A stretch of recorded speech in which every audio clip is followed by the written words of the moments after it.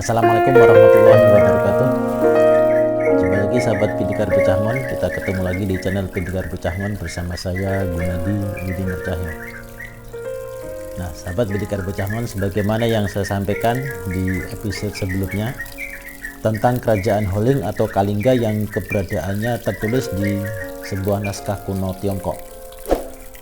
Nah di episode tersebut saya menyampaikan bahwa di episode ini saya akan membahas tentang Barus. Kaitannya dengan kerajaan Kalingga adalah bahwa Barus ini di dalam buku yang ditulis oleh Buya Hamka dinyatakan sebagai salah satu pintu gerbang masuknya Islam. Namun pada episode ini saya belum akan membahas Barus sebagai pintu gerbang masuknya Islam, namun saya akan lebih dulu bercerita tentang keberadaan Barus ini sebagai negeri penghasil kamper, sebagaimana yang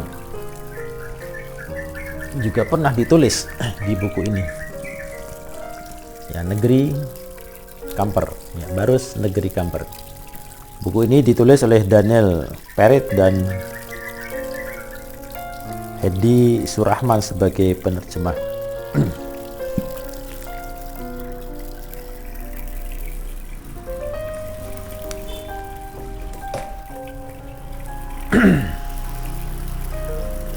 Nah, sahabat Pindikar Pecahmon, sebagaimana kerajaan Kalingga atau Holeng, keberadaan Barus juga ternyata terdapat di dalam naskah kuno Tiongkok tersebut.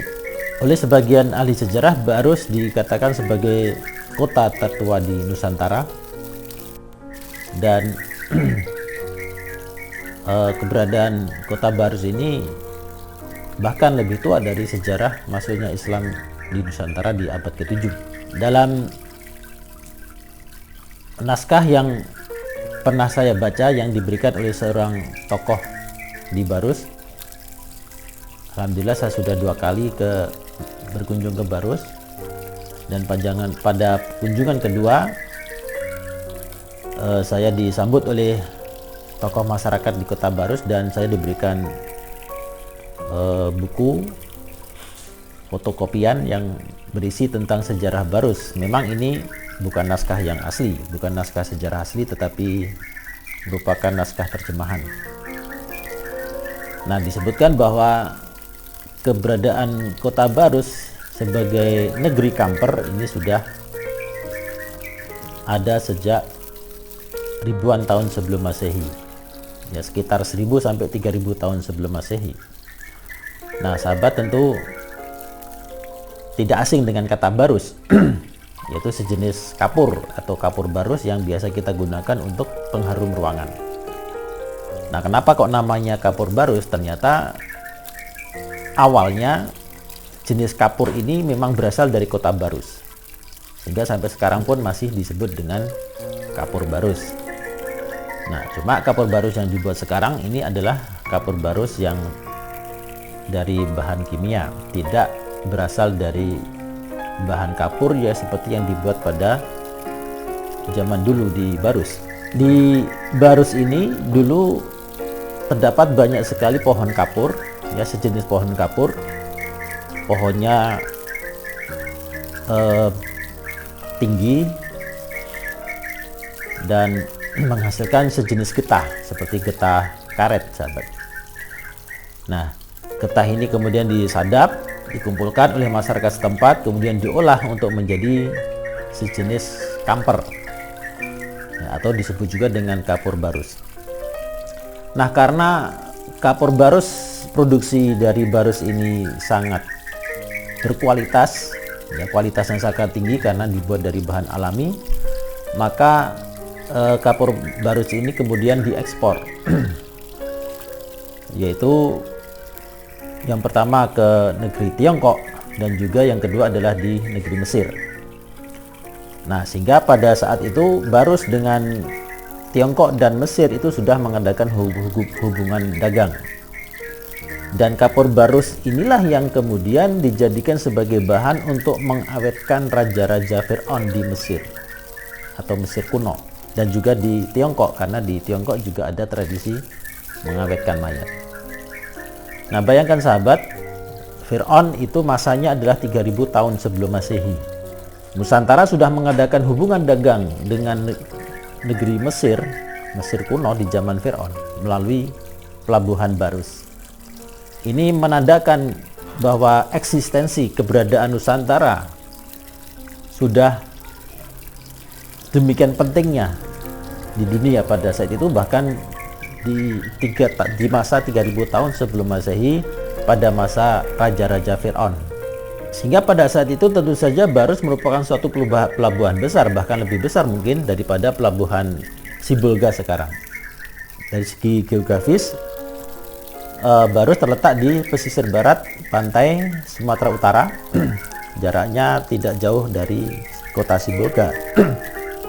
Ya, dan sekarang pelabuhan yang resmi sekarang adalah di Sibolga, bukan di Barus. Barus sekarang bukan lagi kota pelabuhan, tapi sekarang sudah menjadi kota kecamatan kecil yang tidak, ya, pada saat saya pertama kali ke sana tidak ada tanda-tanda itu merupakan sebuah pelabuhan besar pada masa itu. Paling-paling peninggalan sejarahnya yang banyak kita temukan adalah berupa makam-makam para wali, para aulia yang telah menyebarkan agama Islam di kota Barus tersebut. Nah, tentang keberadaan para aulia ini insya Allah kita akan bahas pada episode yang akan datang. Jadi demikian sahabat, mulai tahun 3000-an tahun sebelum Masehi tersebut, Barus sudah terkenal, sudah menjadi pelabuhan besar dan telah menghasilkan produk, telah mengekspor produk kapur Barus ke terutama dua negara tersebut, yaitu negeri Cina atau Tiongkok dan negeri Mesir. Jadi konon raja-raja Mesir kuno yang meninggal itu diawetkan dengan menggunakan kapur Barus ini karena kualitasnya yang sangat bagus. Nah, dengan fakta ini sahabat, maka ini semakin menguatkan fakta, semakin menguatkan bahwa memang negeri Nusantara adalah negeri yang kaya raya dan banyak diminati oleh orang-orang asing, banyak menarik perhatian bangsa-bangsa lain di dunia. Mereka ingin datang ke sini untuk mendapatkan sumber alamnya. Kapur Barus merupakan salah satu sumber daya alam pada saat itu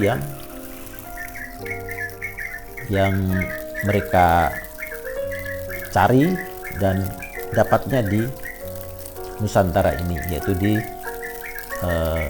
kota Barus. Nah, namun sayang sahabat, sejak Belanda menguasai Nusantara, Belanda masuk ke Barus, maka kemudian Belanda mengeksploitasi pohon kapur ini. Jadi Belanda menggunakan pohon kapur ini untuk digunakan sebagai bahan-bahan bangunan untuk membuat rumah dan kapal, sehingga pohon-pohon kapur ini banyak ditebang. Sehingga keberadaan pohon kapur di Barus ini bisa dikatakan hampir punah. Kalau sahabat pergi ke Barus untuk mendapatkan pohon kapur ini harus pergi ke hutan-hutan, ya, naik ke bukit, masuk ke dalam hutan, dan itu pun yang ditemukan tidak banyak. Sehingga produksi kapur ini pun juga tidak banyak dan tidak bisa diproduksi besar-besaran seperti zaman dulu. Nah, jadi kekayaan kita kapur Barus ini merupakan salah satu kekayaan yang sekarang sudah hampir habis karena dieksploitasi pada zaman penjajahan dulu. Nah, makanya jangan sampai kekayaan-kekayaan kita yang lain ini juga lama-kelamaan akan hilang seperti halnya kapur barus ini, sahabat. Sudah menjadi tanggung jawab kita untuk kita pertahankan kekayaan alam kita, kekayaan sumber daya kita supaya tidak habis, baik itu diambil oleh orang asing maupun diambil oleh orang-orang kita sendiri yang tidak bertanggung jawab, yang hanya ingin mengeruk keuntungan pribadi. Nah, sahabat Pendikar Bocahngon, lalu apa hikmah yang bisa kita ambil dari keberadaan Kota Barus sebagai negeri kamper ini? Ya, sebagaimana yang saya sampaikan bahwa kita perlu berbangga bahwa Nusantara itu ternyata sejak zaman dulu setelah merajai dunia dalam hal perdagangan, dalam hal dunia maritimnya yang kemudian diteruskan oleh Majapahit, telah menjadi pengekspor sumber-sumber daya alam, sehingga bisa dikatakan bahwa sejak zaman dulu negeri Nusantara ini adalah negeri yang besar peradabannya, dengan sumber daya alam dan juga sumber daya manusia yang juga berlimpah. Cuma sayang, setelah kedatangan bangsa Eropa yang menjajah negeri kita, maka kita seperti kehilangan karakter, seperti kehilangan kekuatan, karena kita dibuat minder, kita dibuat semakin tidak percaya diri, kita dibuat seperti negara yang miskin, atau ya kalaupun tidak menjadi negara miskin, ya cukup negara yang berkembang.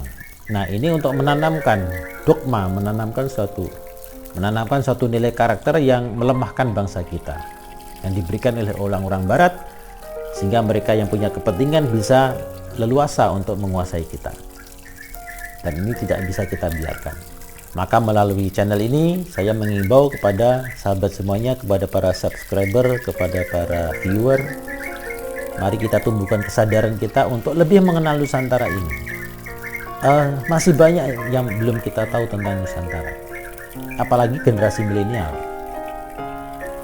Ya, karena banyak dari budaya-budaya kita, peninggalan-peninggalan kita yang tidak tertulis di dalam sejarah. Kalaupun tertulis di sejarah, itu bukan sejarah yang sebenarnya, tapi sejarah versi Belanda yang banyak dipalsukan ataupun dibelokkan atau didistorsi. Nah, termasuk keberadaan Barus sebagai pintu gerbang Islam ini juga telah didistorsi oleh Belanda.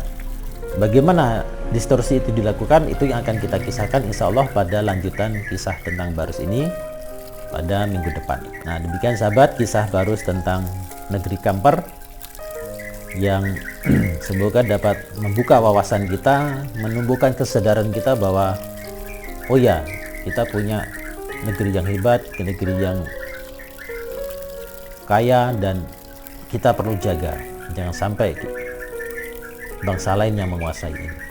Insyaallah kita akan jumpa lagi di episode mendatang dengan kisah lanjutan dari Barus, bagaimana Barus kedudukannya sebagai pintu gerbang masuknya Islam di Nusantara.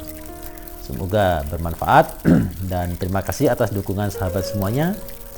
Mohon doa dan dukungan sahabat semuanya supaya channel Pendikar Bocahngon ini bisa berkembang dan memberikan manfaat kepada para sahabat, kepada para viewer, kepada para subscriber, untuk bisa memberikan manfaat dan berbagi ilmu untuk menanamkan karakter kepada diri kita semuanya, karakter yang baik, karakter yang kuat. Dengan sahabat, kita akhiri perjumpaan kita pada episode ini. Assalamualaikum warahmatullahi wabarakatuh.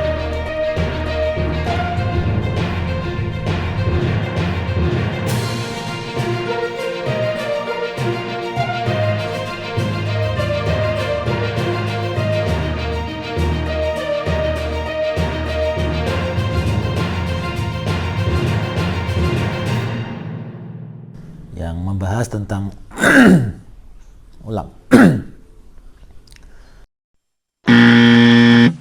sehingga bisa dikatakan lama kelamaan pohon kapur di Kota Barus ini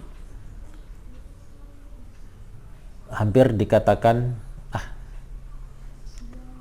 salah terus toh.